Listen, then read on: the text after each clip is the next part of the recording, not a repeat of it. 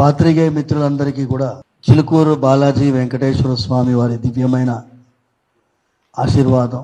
నా మీద దాడి ఫిబ్రవరి 7వ తారీఖు నాడు నేను కుంభమేళాకు వెళ్ళి 5వ తారీఖు 6వ తారీఖు వారణాసికి వెళ్ళాం. వారణాసికి 5వ తారీఖు చేరుకొని వారణాసిలో గంగా ఘాట్లో వివరించి అక్కడంతా గంగా అమ్మ తల్లికి నమస్కరించి 6వ తారీఖు కుంభమేళాలో స్నానం చేశాం. 5వ తారీఖు మొత్తం రాత్రంతా నిద్ర లేదు. 6వ తారీఖు కుంభమేళాలో విపరీతమైనటువంటి భక్తజన సందోహం. 20 కిలోమీటర్లు నడవాల్సి వచ్చింది స్నానఘట్టానికి పోవడానికి. అక్కడి నుంచి స్నానం చేసి అక్కడ ఒక సమావేశంలో ఇదే రామరాజ్యం గురించి మాట్లాడి తిరిగి వచ్చాం. ఫ్లైట్లో లక్నో నుంచి ఫ్లైట్ రాత్రి 2:30కి చిలుకూరు చేరుకున్నాం. 3 అయింది. మా నాన్నగారు 90 ఏళ్ల వయసు. ఈ ప్రెస్ నోట్ కూడా ఆయన పేరు మీదనే ఉంది. మా నాన్నగారు ఈ ప్రెస్ నోట్ని ఆయన పేరు మీద ఉంది, సౌందరరాజన్ గారి పేరు మీద ప్రెస్ నోట్. 90 ఏళ్ల వయసు. ఆయనకి సహాయం చేయాలి, లేపి కూర్చోపెట్టాలి, భోజనం చేయించాలి, మళ్ళీ తీసుకొని వెళ్ళాలి, సహాయం చేయాలి, నాన్నగారిని చూసుకోవడం, దైవానికి సేవ చేయడం, ఇదే నా పని. వేరే ఏది నాకు లేదు. మా అన్నయ్య వచ్చాడు మా నాన్నగారిని చూసుకోవడానికి 2 రోజులు. ఆ సమయంలో నాన్నగారు పక్కన నేను పడుకోకుండా పైన చిలుకూరులో పైన రూమ్లో కార్నర్ రూమ్లో నేను వెళ్ళి పడుకొని ఉన్నాను. నేనేమన్నానంటే రాత్రి 3 అయింది, 2 రోజులుగా నిద్ర లేదయ్యా, కొంచెం సేపు నేను ఎక్కువ పడుకుంటాను, మీరందరూ అభిషేకానికి మామూలుగా 9:30కి అభిషేకం స్టార్ట్ కావాలి, నేను నేరుగా వస్తాను అభిషేకానికి చెప్పాను. వీళ్ళు వ్యక్తిగతంగా నాకు పరిచయం కూడా లేని వాళ్ళు. వీరు ఫలానా వ్యక్తి ఎవరు అని కూడా నాకు తెలియదు. నాతో 1000 మంది కలుస్తారు. ఆలోచించండి మీరందరూ. చిలుకూరులో కొన్ని 100ల మంది రోజు నన్ను కలుస్తుంటారు. నన్ను కలవడానికి ఇందుకోసం వచ్చాం అందుకోసం వచ్చామని చెప్తారు. కొంచెం సమయం కేటాయించే అవకాశం ఉంటే కేటాయిస్తాం, మాట్లాడతాం. తర్వాత మాకు వేరే కార్యక్రమాలు ఉంటే ఇవాళ కాదయ్యా ఇంకో రోజు మాట్లాడదాం అంటాం. అలా జరిగినటువంటి ఈ సమయంలో ఆ రోజు కూడా తలుపు తట్టారు. తలుపు తడితే నేను స్నానం కూడా చేయలేదు. నేను టీషర్ట్ వేసుకొని ఉన్నాను. నేను ఇది నా పంచగచ్చ వేష్టి. బాగా చూడండి, ఇది మడత పెట్టి కట్టుకోవాలి. కట్టుకోవడానికి 15 నిమిషాలు పడుతుంది. ఇది మడత పెట్టి కట్టుకోవాలి. మీద టీషర్ట్ వేసుకొని ఉన్నాను. టీవీ బాగా కనిపిస్తుందా మీకు? ఈ కచ్చం. నేను టీషర్ట్లో ఉన్నానయ్యా, స్నానం కూడా చేయలేదు, నేను ఎవరిని కలవలేను అన్నా. రామరాజ్యం కోసం పనిచేసే వాళ్ళకి కలవడానికి సమయం కూడా లేదా మీకు అని టేక్ హిమ్ ఇంటూ కస్టడీ అన్నాడు ఒక ఆయన వెనకాల నుంచి. టేక్ హిమ్ ఇంటూ కస్టడీ అంటే నాకు ఏందో సిబిఐ ఆఫీసరో లేక పోలీస్ పెద్ద ఆఫీసరో ఏదో అనుకున్నా. వాళ్ళందరూ నల్ల ప్యాకెట్ నల్ల చొక్కా వేసుకొని ఉన్నారు. లోపల దెబ్బ వచ్చారు. నా కాళ్ళు పట్టి లాగారు. కింద పడితే తలకి గోడ తాకింది. గోడ తాకితే నాకు అర్థం కాలేదు. ఆలోచించండి, కనీసం ఎంతమంది ఉన్నారో తెలియదు, 20 మంది కంటే ఎక్కువ ఉన్నారు. లోపల ప్రవేశించారు. ట్రెస్ పాసింగ్ అంటారు లీగల్ లాంగ్వేజ్లో. కాళ్ళు పట్టి లాగారు, కింద పడేశారు. పడేసి అక్కడ కుర్చీ ఉంటే కుర్చీ లాక్కొని దాని మీద కూర్చున్నాడు ఆయన. కూర్చొని నేను ఆశ్చర్యకరంగా ఉన్న షాక్లో ఉన్నాను. అర్థం కావట్లేదు. నేను ఏమయ్యా ఏమిది అంటే లోపల రామరాజ్యం కోసం ఏం పని చేస్తున్నావయ్యా నువ్వు అన్నారు. నేను చెప్పడం మొదలుపెట్టాను. నన్ను ఇక్కడ చేతి మీద దెబ్బ కొట్టారు, భయంకరంగా కొట్టారు. కింద పడుకోబెట్టి తన్నారు. కన్ను మీకు ఫోటో చూపిస్తా, కన్ను ఎర్రగా ఇక్కడంతా కందిపోయింది. అన్నీ మెడికల్ ఎమ్మెల్సీ ఉండింది. అయిపోయింది. నేను రెండు వీడియోలు వాళ్ళు రిలీజ్ చేసినారు, వాళ్ళే రికార్డ్ చేసుకున్నారు, నేను రికార్డ్ చేయలే, నా దగ్గర సెల్ ఫోన్ కూడా లేదు.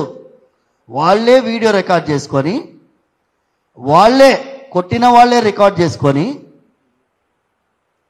బెదిరించి మాట్లాడితే కొడుతున్నాడు. అందులో ఆయన బాగా పాట పాడుతున్నాడు. పాట పాడేవాడు ఎందరో మహానుభావులు ఒక చరణం పాడుతున్నాడు, హరిగుణమణిమయ చరణం పాడుతున్నాడు. అందులో ముఖ్యమైనటువంటిది చెలిమితో దైవం పట్ల, అది ఒక చరణంలో కరుణ ఎక్కడుందయ్యా, కొడుతున్నాడు. నువ్వు పాడకు, నీకు లయ లేదు, శృతి లేదు, నీకు ఏమీ రాదు చెప్తున్నాడు.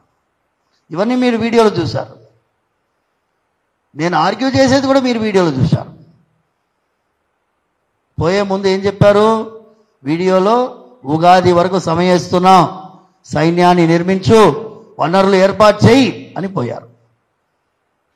పోతూ పోతూ నెక్స్ట్ చిన్నజీయర్ స్వామి టార్గెట్ అనుకుంటూ పోయారు. ఇది జరిగినటువంటి ఘట్టం.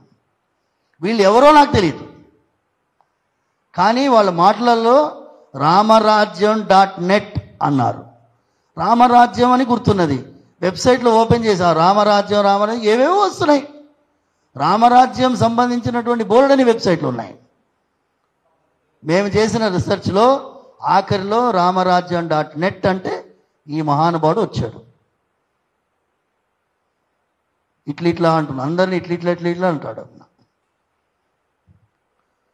సుప్రీంకోర్టు జడ్జిని తాట తీయడానికి పుట్టామంటానా? అరే తాట తీయొద్దయా, మనం రూల్స్ అమెండ్ చేసుకుంటే సరిగైపోతుందయా, రాజ్యాంగం ప్రకారం వివరిద్దామయ్యా అంటున్నాను. నేను 7వ తారీఖు నాడు నాకు అర్థమయ్యే వరకు ఇక్కడ నామాలు ఉన్న దగ్గర తన్నారు, భుజం మీద నామాలు ఉన్నాయి. పోలీసు వాళ్ళు కందిపోయినాయన్నీ రికార్డ్ చేశారు. కావాలంటే మీరు ఎఫ్ఐఆర్ కాపీ తీసుకోవచ్చు మీడియా వాళ్ళు. ఎమ్మెల్సీ ఉట్టిగా రాయరు కదండి, ఎమ్మెల్సీ అబద్ధాలు రాయలేరు కదా. కళ్ళకి జరిగినటువంటి దెబ్బలు ఉన్నాయి. నేను కొట్టలేదు అంటే అది అబద్ధం.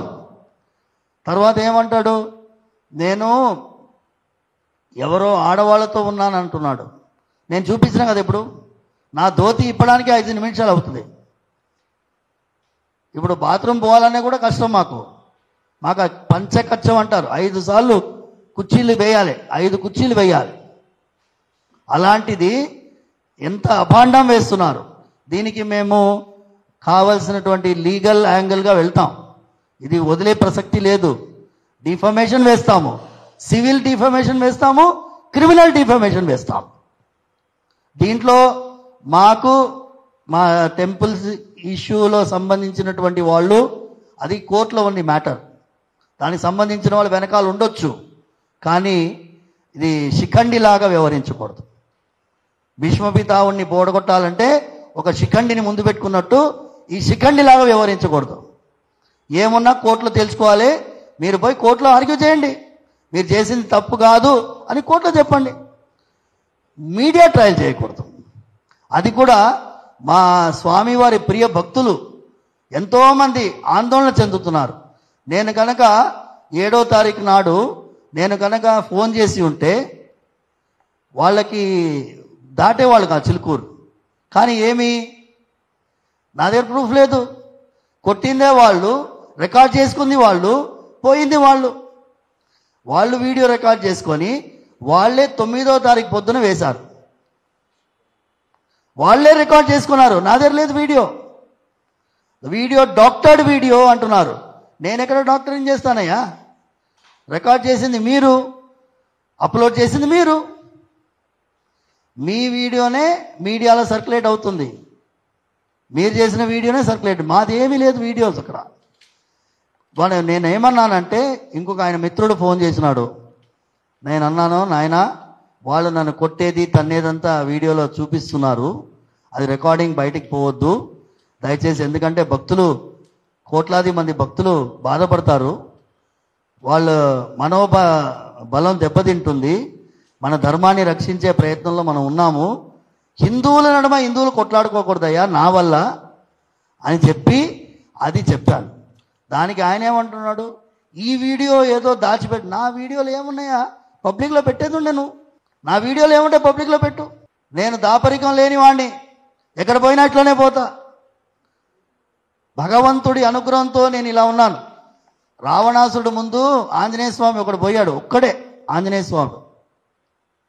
రావణుడు ముందు చెప్తున్నాడు, న రావణ సహస్రం మే యుద్ధే ప్రతిబలం భవేత్ శిలాభిస్తు ప్రహరత పదపైశ్చ సహస్రజః. నాయనా, నువ్వు ఒక్కడివే రావణాసురుడివి. నీలాంటి 1000 రావణాసురులు వచ్చినా నన్నేమీ చేయలేరు. ఎక్కడ చెప్తున్నాడు? లంకలో రావణాసురుడి సభలో చెప్తున్నాడు. అలాంటిది ఎన్నో అక్రమాలు చిలుకూరులో. ఏమయ్యా, వెంకటేశ్వర స్వామి సన్నిధిలో మేము ఉండేది, భగవత్ సన్నిధిలో భగవత్ కైంకర్యంతో ఉండేది, భక్తితో చేసుకుంటున్నాము, ఆయన అనుగ్రహం కోసం ప్రయత్నం చేస్తున్నాము. మీ అందరికీ కూడా పరిపూర్ణమైన ఆయురారోగ్య ఐశ్వర్యాలు. నేను ఈ మోహన్, మన నేషనల్ ఎస్సీ రిజర్వేషన్ ప్రొటెక్షన్ సమితి, ఈ మునివాహన ఉత్సవాన్ని నిర్వహించడానికి వీరి ఇంతకుముందు అధ్యక్షులు వారు ఇప్పుడు లేరు, కర్నె శ్రీశైలం గారు 2018వ సంవత్సరం జనవరి నెలలో వారి ఆధ్వర్యంలో జరిగింది సమావేశం. అక్కడే ఈ మునివాహనానికి బీజం నాటబడింది. అందుకోసం ఆయన అభిమానంతో వచ్చాడు. ఎందుకంటే మేము మునివాహనం గురించి ఎక్కువ మాట్లాడుతున్నాం కాబట్టి ఆయన అభిమానంతో వచ్చాడు. నేను ఇంకొక 5 నిమిషాలు ముగించేస్తాను, తర్వాత ఆయన 2 నిమిషాలు మాట్లాడతాడు. ఒకటండి, మీ అందరికీ నేను చెప్పేది, నేను మీ ముందు ఎందుకు వచ్చాను అంటే, వ్యక్తిగతంగా నా మీద జరుగుతున్నటువంటి క్యారెక్టర్ అసాసినేషను, డిఫేమేషన్కు భయపడి నేను రాలేదు. ఇంత అద్భుతమైనటువంటి నేషనల్ లెవెల్లో జరిగే కార్యక్రమం, సుప్రీంకోర్టులో రూల్స్ అమెండ్మెంట్ అయ్యే కార్యక్రమం, తర్వాత ఎన్నో దేవాలయాల్లో మునివాహన ఉత్సవం జరగాల్సినటువంటి ప్రయత్నంలో ఇవన్నీ కూడా వెనకబడిపోతాయి. ఇవన్నీ కూడా ఇబ్బందికరంగా మారిపోతుంది. సమాజంలో ఇప్పుడిప్పుడే మంచి భావనలు వస్తున్నాయి.